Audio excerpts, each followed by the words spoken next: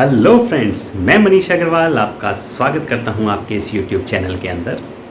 अरे यार, हर बार मैं ही स्वागत करता रहूँगा क्या? कभी आप भी कर दिया करो, चैनल को लाइक और सब्सक्राइब तो कर दिया करो। वीडियो देख के आगे बढ़ जाते हो, लाइक सब्सक्राइब करने में कुछ जाता है? आप भी स्वागत किया करो। तो चलिए दोस्तों, आज हम एक बड़े ही इंटरेस्टिंग टॉपिक पे बात करेंगे, वो है बीवी, बच्चा और बहू के ऊपर।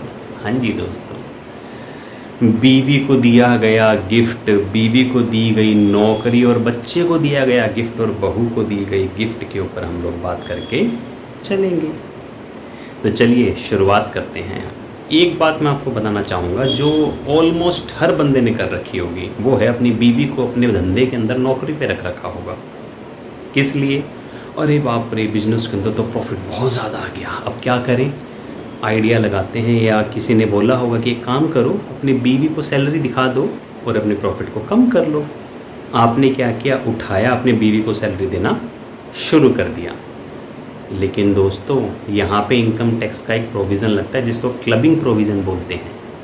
वो प्रोविज़न क्या बोलता है? वो ये बोलता है कि अगर आपकी बीवी क्वालिफाइड है तब आप सैलरी दे रहे हो उस कंसर्न से जिसके अंदर आपका इंटरेस्ट है, अच्छा खासा इंटरेस्ट है, तब तो वो सैलरी आप उसको दे सकते हो। यानी कि अगर आपकी बीवी क्वालिफाइड है उस सैलरी को लेने के लिए, तब तो आप उसको सैलरी दे सकते हो।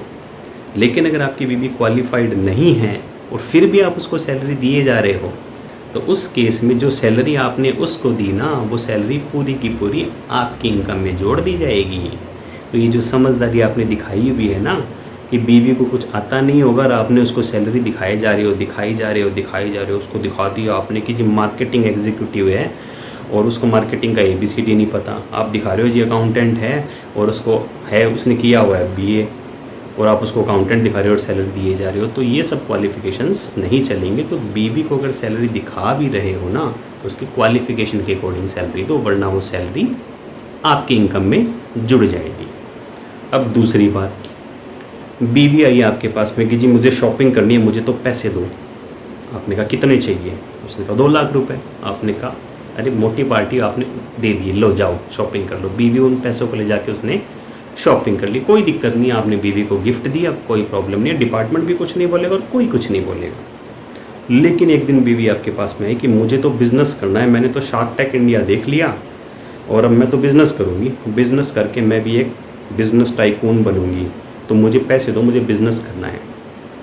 आपने क्या किया? कितने पैसे चाहिए? उसने कहा 5 लाख रुपए। आपने उठा के फिर उसको 5 लाख रुपए दे दी कि जाओ बिज़नेस कर लो।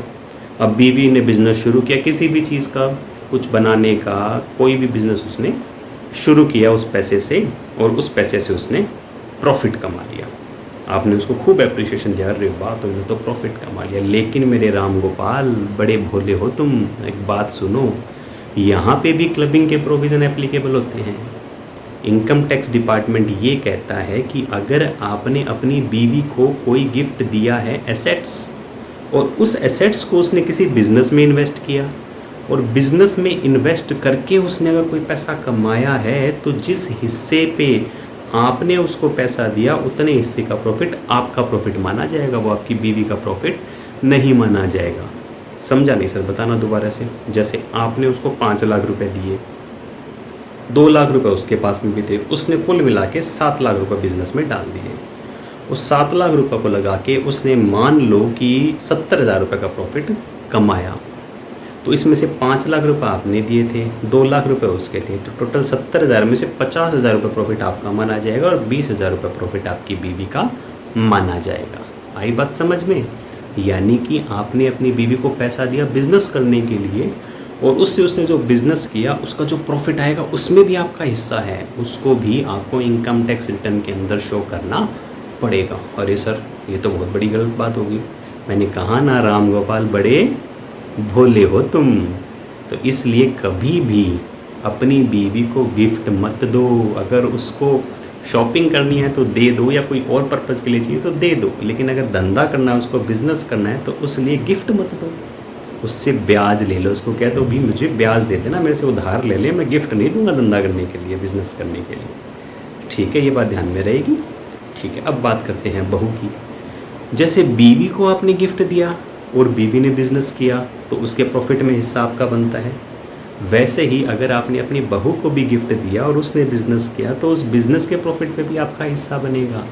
इसलिए बीवी और बहू दोनों को कभी गिफ्ट मत दो, उनसे ब्याज ले लो, वो ज़्यादा अच्छा रहेगा।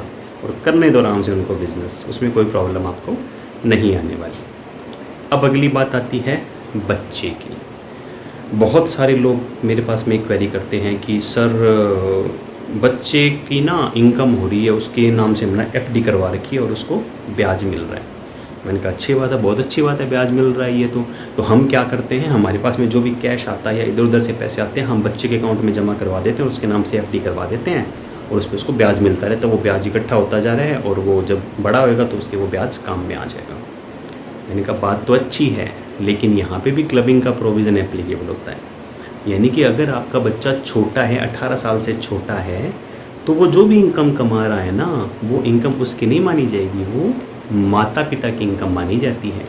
आपने तो 2 नंबर का पैसा या इधर उधर का पैसा सब उसके खाते में डाल दिया, उसकी नाम से एफडी करा दी, उसके नाम से इन्वेस्टमेंट करा दिया, लेकिन उस पर जो भी इनकम आ रही है वो इनकम आपकी इनकम है, ना कि आपके बच्चे की इनकम। इनकम टैक्स के एंगल से वो आपकी इनकम में जोड़ी जाती है। हाँ, ये अलग बात है कि आजकल बच्चे बड़े ही इंटेलिजेंट हो गए हैं, कुछ डांस में पैसा कमाते हैं, कुछ एक्टिविटीज़ करके पैसा कमाते हैं, तो अगर वो अपनी स्किल और क्वालिफ़िकेशन के बेस पे कोई पैसा कमा रहे हैं तो वो उनका पैसा माना जाएगा, वो आपकी इनकम में नहीं जोड़ा जाएगा, वो अलग बात है। लेकिन अगर उस कमाए हुए पैसे को भी उन्होंने कहीं इन्वेस्ट किया और उससे इनकम आई, वो आपकी इनकम मानी जाएगी। जैसे मान लो आपका बच्चा बड़ा टैलेंटेड है, बड़ा शानदार डांस करता है, डांस इंडिया डांस में परफॉर्म किया और उसको वहाँ से पैसे मिलने शुरू हो गए, अब डांसर बन गया है, वो पैसे मिल रहे हैं, लाख लाख रुपए, 2-2 लाख रुपए उसको मिल रहे हैं। उसने कुल मिला के 10 लाख रुपए इकट्ठे कर लिए और 10 लाख रुपए की करवा दी उसने एफडी। तो वो जो 10 लाख रुपए हैं वो तो टैक्सेबल नहीं होंगे आपके हाथ में, लेकिन जो 10 लाख रुपए की उसने एफडी कराई उसके ऊपर जो ब्याज मिलेगा वो आपकी इनकम में जोड़ा जाएगा। तो यहाँ क्या ध्यान रखना होगा, बच्चे के नाम से ऐसा इन्वेस्टमेंट करो जो टैक्स फ्री हो, जैसे पीपीएफ में डाल दिया या टैक्स फ्री बॉन्ड में डाल दिया, या एक बार के लिए शेयर्स में डाल दिया कि लॉन्ग टर्म है, जब बच्चा बड़ा हो जाएगा, 18 साल से बड़ा हो जाएगा, तब वो उसको रिडीम कर लेगा, तब उसकी इनकम में जोड़ दिया जाएगा। या फिर कोई रियल इस्टेट में डाल दिया। तो बच्चे के नाम से भी ऐसा इन्वेस्टमेंट करो जिसमें रिकरिंग इनकम ना हो, बल्कि लॉन्ग टर्म में एक टाइम फ्रेम के बाद इनकम आने वाली हो, जिससे कि क्लबिंग का प्रोविज़न ही खत्म हो जाए। आया समझ में मेरे राम गोपाल? अब तो भोले नहीं रहोगे ना? आपकी और भी कोई क्वेरी हो सकती है इसी चीज़ के रिगार्ड्स में, इसी मैंने ऐसे किया, मैंने ऐसे किया, मैंने ऐसे किया, अब क्या होगा? आपकी अगर कोई भी क्वेरी हो तो आप कमेंट बॉक्स के अंदर कमेंट कर सकते हो, या मेरे व्हाट्सएप नंबर 8510091100 के ऊपर भी व्हाट्सएप कर सकते हैं। क्वेरी अपनी कमेंट में डालिएगा, मैं रिप्लाई आपको ज़रूर करूँगा। आशा करता हूँ मेरे द्वारा दी गई ये सारी जानकारी समझ में आ गई होगी और अब ये राम गोपाल भोला नहीं रहा होगा। ठीक है, अगर आपको वीडियो पसंद आया तो चैनल को लाइक एंड सब्सक्राइब ज़रूर कीजिएगा, वीडियो को शेयर कीजिएगा कि ये जानकारी और लोगों के पास में भी पहुंच पाए। Thank you.